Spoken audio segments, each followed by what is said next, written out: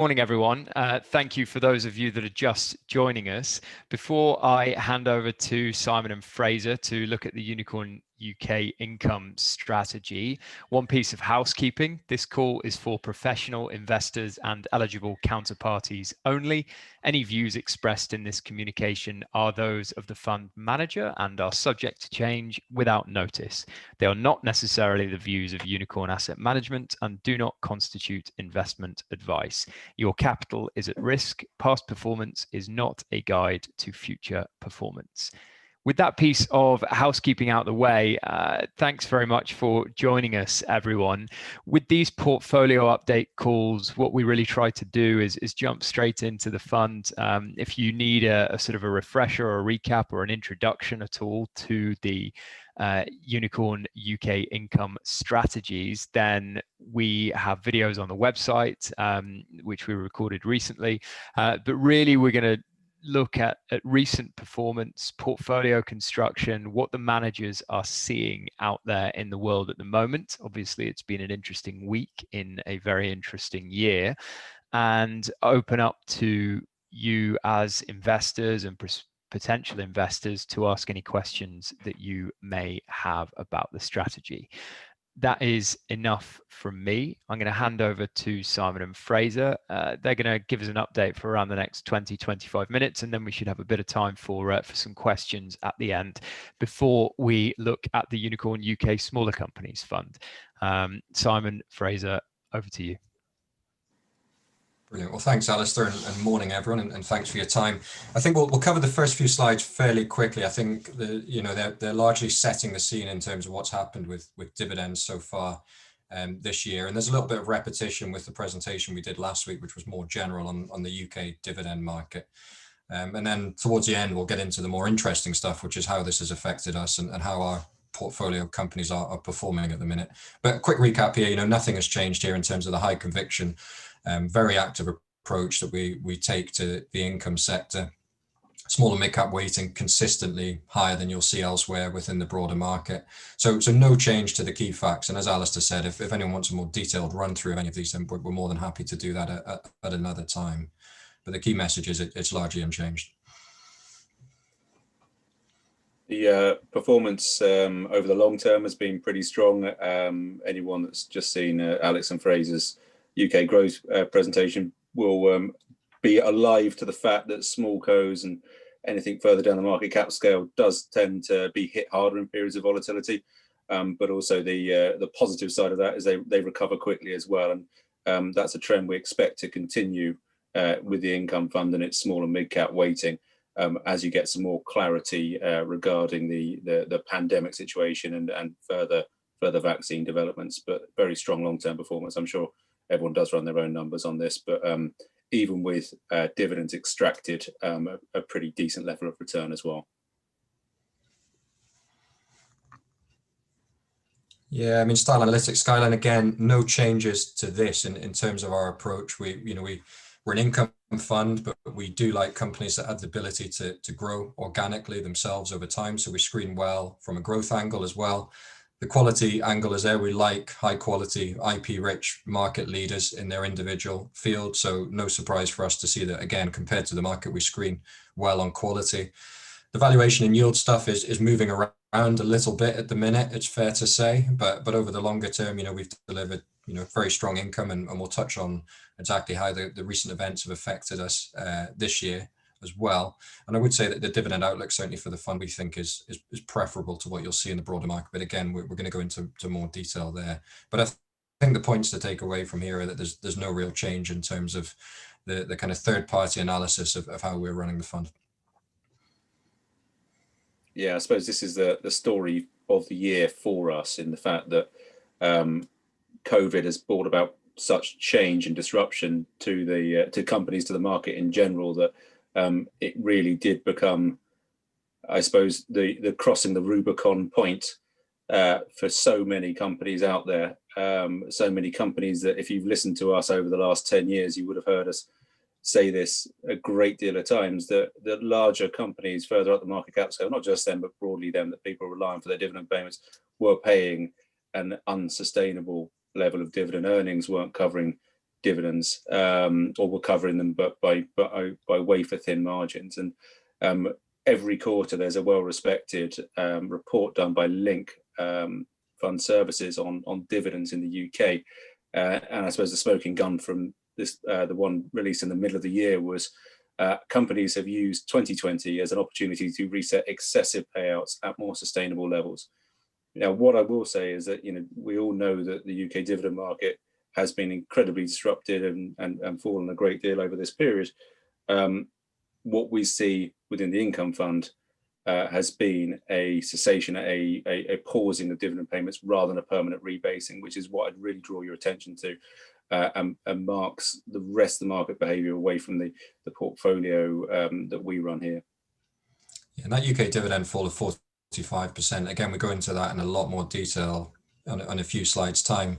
In addition to that, you've had small and mid-cap dividend income fall, we think, between 65 and 70% this year, so significantly worse than the broader market. And again, we'll contrast that with what we're seeing in the fund a little bit later on, but needless to say, it's a much more robust performance than both the market and the small and mid-cap space. Yeah, go for it, Si. Oh, so this is the story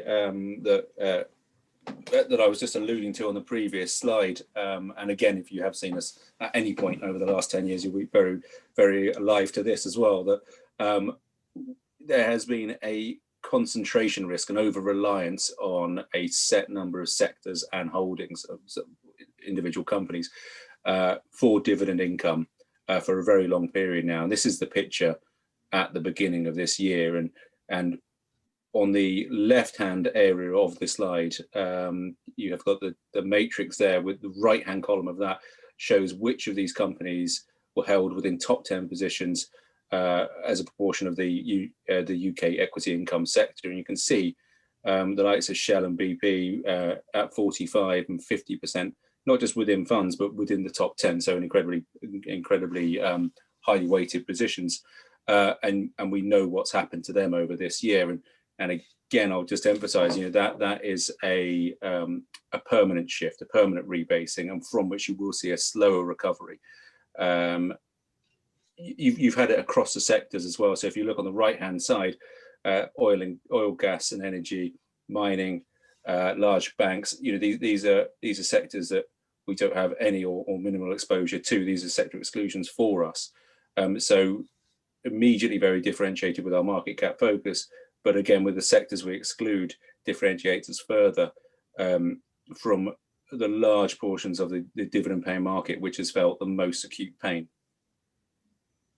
Yeah, so there's been significant disruption there in the market, and that's going to cause managers that are more closely aligned to the index to have to really rethink where they get their dividend income from. In contrast, we've got the current top 10 of the UK income fund here. Now, clearly, these are names that have done fairly well in capital terms and are there. They're in a prominent position because of that over recent months. But actually, they're all long-term holdings and not stocks that we bought just because they've done very well in terms of dividend payments over the last 6 months. They've been very, very long-term investments that we've made. A few points to take out. Clearly, you can see the commentary there on dividend activity so far this year is very strong, is very upbeat. Actually, just updating one of them. So B&M have declared a second special dividend today of 25p. We didn't have time to update that on this slide, but it's clearly extra positive news. It's an extra £1 million of income for the income fund, so fairly meaningful for us. So the commentary is good. I think in the couple of red bars that you can see there where dividends were cancelled, they have subsequently resumed in the case of Hill and Smith, and they're very much back on track, we think, with dividend payments. Brewin Dolphin did pay the dividend, but actually, they have a stated payout range, and all we're doing here is flagging that they may go towards the lower end of that range. So that's a potential risk, but still maintaining dividend payments throughout, which is good to see. I think the other point to make here is that look how many funds hold these companies in their top 10. You remember you've got 45% with Shell, you've got 50% with BP within the sector. Some of these stocks are not held in any other top 10s apart from our fund, and even when they are held elsewhere, it's possibly in one other fund within the top 10. So a completely different approach to generating income, and one that we think has been successful historically, and actually with everything that's gone on so far in 2020 stands us in very, very good stead looking forward as well.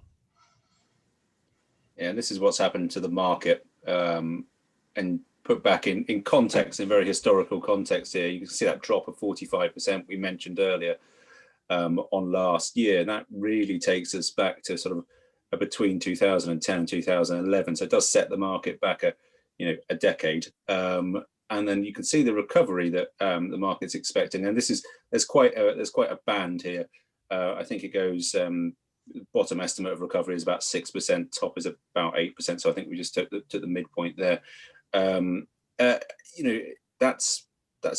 an okay level of recovery. But if you look at the sort of gradient that you've seen over the last 10 years, it's about what the market was doing anyway. So it's hardly a snap back. I think the word rebasing is absolutely accurate to describe what's happened to the wider UK dividend market. Yeah, so that range for next year, 6 to 18. I think the big swing factor in there is whether banks are allowed to pay or not. They haven't been allowed this year. If they are allowed to pay, you might go towards the higher end of that range. If they're not, then it's probably going to be towards the lower. But Simon's absolutely right there. A lot of other names just won't come back next year in a meaningful way in terms of dividends. They're permanent rebasing. And this is what's happened to us. Here we've. It's our September year end. So we'll talk about the calendar year in a little bit, but the fund year end is September. This is a chart that we've used for a number of years. So we just want to kind of bring you up to date there. So to the end of September, the fall was 39%. But again, we'll dig into the quarter by quarter performance in a lot more detail. But we're not contrasting this with the previous slide. It is a different period that we're looking at. But you can see the CAGR's been strong. Even with this big fall, the CAGR since launch is 4%. If you go back to the end of September 19, the CAGR was 8%. So some strong growth figures in dividend payments despite the fall that we've taken this year. Yes, and this is a quarter by quarter look at the fund and the wider market regarding those dividend payments. So you can see in the blue bars, the Unicorn UK Income Fund, it was much more front end loaded to the year, and that's largely because the companies we invest in, they're nimble, they're agile, they make pragmatic decisions quickly. What they did was pause and cancel dividends immediately to preserve cash until the picture on what was happening was a lot clearer. And you can see the red line of the UK market, a much fatter tail there. So when dividend cuts did start coming in Q2. They in a significant way. They were significant there, but they've remained significant for Q3 and Q4 as well. In contrast, the income fund has seen a much sharper recovery over those periods, and sort of a return to normal. Yeah, so we felt a little bit of pain early on in the year, but that recovery in Q3 and Q4, Q3 on the income fund, we were down 12% compared to Q3 in 2019. Q4 now with the B&M special, we're actually going to be ahead of where we were last year, we think, which is a really strong performance when you contrast that with kind of a 45% expected in Q4 in the broader market. The ethical fund is following a similar pattern as well. It's, for those of you not familiar with the ethical fund, it's a version of the income fund with fewer holdings and stricter appraisal of kind of ethical considerations. But it's very much closely aligned with the income fund. The correlation is very high since launch. Just a slight difference in makeup of the portfolio means that the quarterly moves are slightly different, but following a very, very similar pattern. The impact of all of this for the full year calendar is that we expect a 38% fall in UK income dividends. That's compared to 45% on the broader market. And then that kind of 65 to 70% we're expecting in the small mid-cap market this year. So it's a painful fall. We don't like it, but I think when you put it in the context of what's been going on in the broader market, then we think it's a fairly resilient performance. As we look forward to next year, we also have a range of outcomes as we see in the broader market. Before B&M declared their special dividend today, next year's growth figure was looking a little bit higher. But that's not a bad thing, that this year's income has been boosted by that kind of £1 million. So we're a bit more in line with the market growth next year.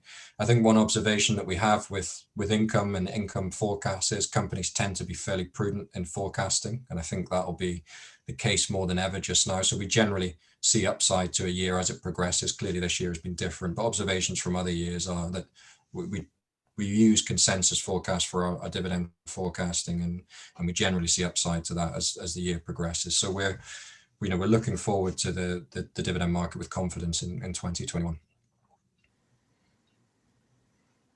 Portfolio activity of the last 12 months, if you sort of watched any of these, you'll know that was fairly front end loaded as well.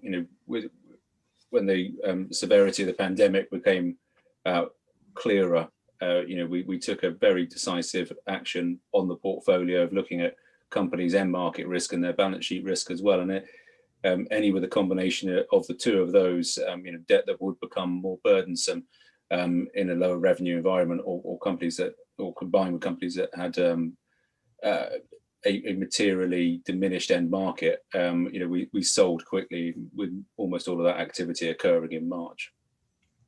Yeah, and there's a couple of things to pick out. One is Sainsbury's stands out to buy and a sell. That's incredibly rare for us in a short period of time. I think we bought it in March when the world was a very different and uncertain place, and it seemed a relatively safe and secure place, both in terms of trading and dividend income potential. I think as time's gone on, we've seen such a strong recovery elsewhere in the portfolio that we've decided to allocate that capital back to existing names and new ideas that offer comparable levels of income and better capital upside. So it's quite a rare thing for us to do, but to be honest, the world got better at a far faster rate than we were probably expecting when we added Sainsbury's in March, and that's why we decided to exit and allocate that capital elsewhere.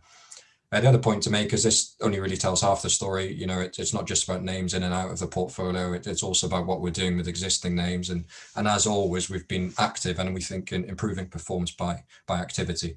And that involves topping up a lot of names that were very, very oversold in March and April.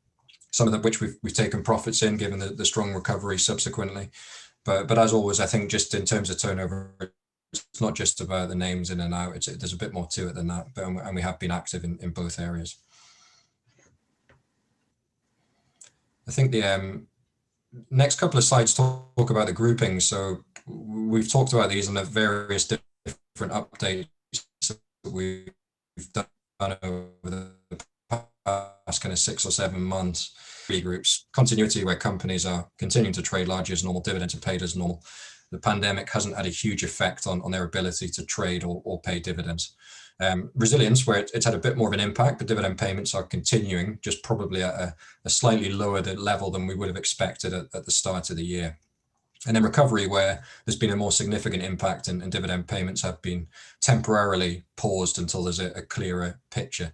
So they're the 3 groups. How this has evolved over the last 6 or 7 months, we've seen a general shift from the bottom of the table up. So companies have been able to handle the pandemic, and we've seen more companies emerge in resilience and continuity as conditions have continued to improve. So that's how we've looked at the portfolio on a number of different updates. Cash 3%, well within the 2 to 4% range. We did have a slightly higher level of cash in March and April when we made the changes that we discussed earlier, but that was temporary, and I think we've been fully invested for the majority of this period, and that's certainly helped in terms of the recovery over the past few months from those kind of March and April lows.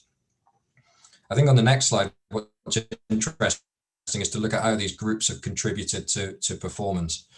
And certainly the vaccine news earlier this week has had an interesting impact on the contribution from the different groups. So the chart at the right-hand side is cumulative performance from the different groups. So you can see continuity over the past few months has continued to contribute. It's a very stable portfolio that's been recognized by the market, and that's driven very little contribution yet from recovery. That all changed when the vaccine news came out, because actually the recovery basket was the basket that rose fairly sharply. You can see the average share price performance of the recovery basket on the left-hand chart there in November to date is 15%. So that's now started to contribute. And that's interesting because we've had questions over the past 6 months saying, well, look, why are you holding these stocks? Trading is poor. The outlook is uncertain. Why are you persevering with the likes of Hollywood Bowl and some of the others within that space? And I think this this helps to demonstrate what the opportunity of continuing to hold those companies will be. And as long as we were comfortable that the offering was going to be very relevant when we came out the other side of COVID, and they had the balance sheet to weather this storm, even if it was much longer than anyone was expecting, then we would continue to hold them, knowing that recovery would come at some stage. And it's been really pleasing to see that come through even in a short period of time. I think the other point to make on the November performance is that continuity and resilience also contributed. And I think that goes back to the fact that this is a more value orientated than fund than some of the others that we run at Unicorn. And certainly we've seen value a little recovery. We actually see still in that continuity and resilience basket as well. And it's pleasing to see that all three have performed well in this recent market uptick. Yeah, absolutely. I think if I don't know if anyone else is, but mine stuttered a bit with you there, Fraser. But it is great, just to re-emphasize it. It's great to see a short-term performance uptick, but we still think there's basically plenty in the tank, and it's not just from those recovery names. It really is from these companies that do still represent great value in the continuity and resilience basket. So despite strong, decent long-term performance from them, they still remain good value, which is exactly what you'd expect from an income fund. Yeah, we had always, that bounce that we saw on Monday and Tuesday, there was a lot of the obvious names that bounced. The obvious vaccine beneficiary. So Hollywood Bowl was up quite strongly because people think it's just a much better outlook for them with a vaccine in place, and it clearly is. But as always with small caps, there were some names that got left behind, and the less obvious names certainly lagged that recovery. So that gives us confidence looking forward that it always takes time for some of these names to catch up, but they are just as much a beneficiary in many cases as Hollywood Bowl. They're just a slightly less obvious place to look. Yeah, we've this is the full portfolio. We can probably pick out a few themes here. What I will say is we had a very busy day today with a raft of updates. Really pleasing to see the trends we were talking about in our last update to you continue.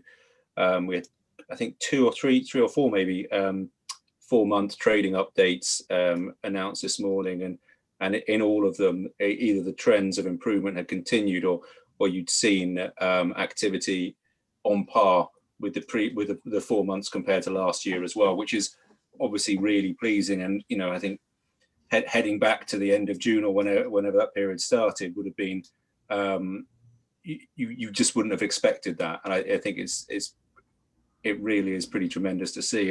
And on top of the B&M special dividend that was also announced, and dividends from another company as well, you're just seeing, I suppose, a mosaic building up of good news or gradually improving news or news of companies being at the same level of activity as they were this time last year.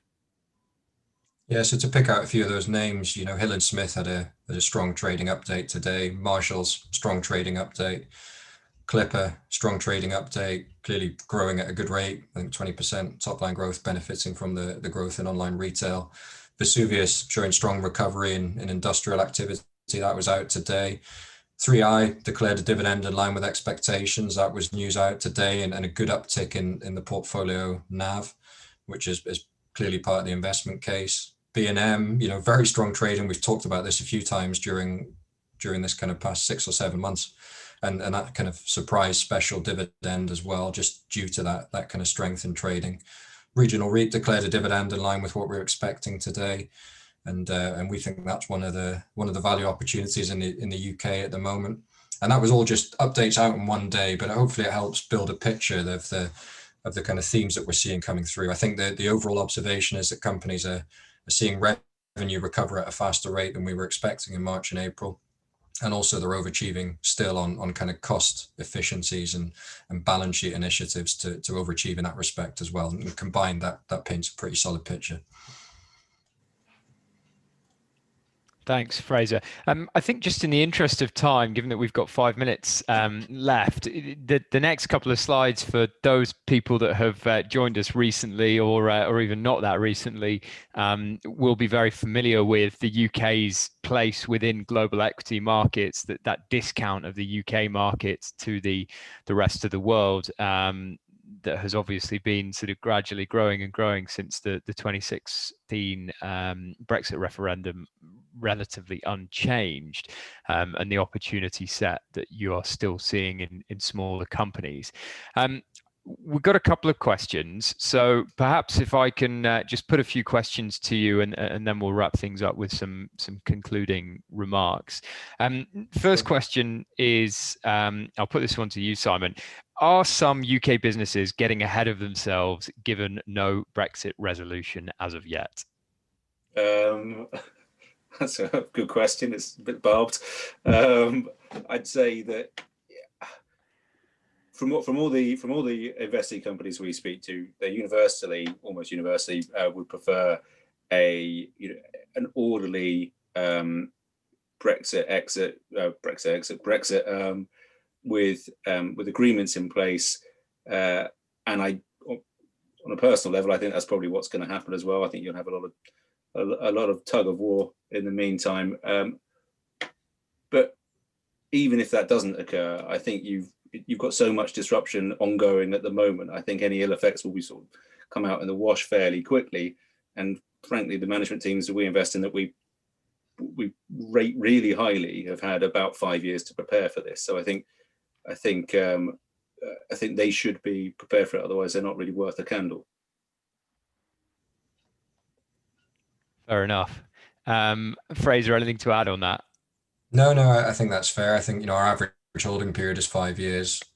The Brexit period since the referendum is nearly 5 years. They've had time, and we've had lots of conversations with them, and that gives us confidence. Like they've done during the pandemic, they can navigate through some choppier times if needed. But we think that's the less likely outcome. Yeah, if you're asking getting ahead of themselves either in share price or guidance, I certainly don't think so in share price. When looking at those two previous charts you just brought up, against the rest of the world, we shouldn't be priced at 65%. No matter how that comparator, the nuances of that. Guidance wise, the companies we're speaking to are comfortable with beginning to provide a bit of guidance back to the market in a fairly cautious way. And I'd say that any optimism is cautious optimism there. So I don't think there's overzealous noises or share prices around in much of UK domestically focused stocks. Great. And then another question. I think earlier on there was a figure on the yield from the wider UK market up at about 4.9 historic, and the income fund at sort of 3.5. Someone's just asked, why is the yield on the market on that sort of 12-month historic so much higher? Yeah, you just need time for dividend payments to come through. So we pay quarterly, and the yield that you see for us is very reflective of how things are, given that we pay on a quarterly basis.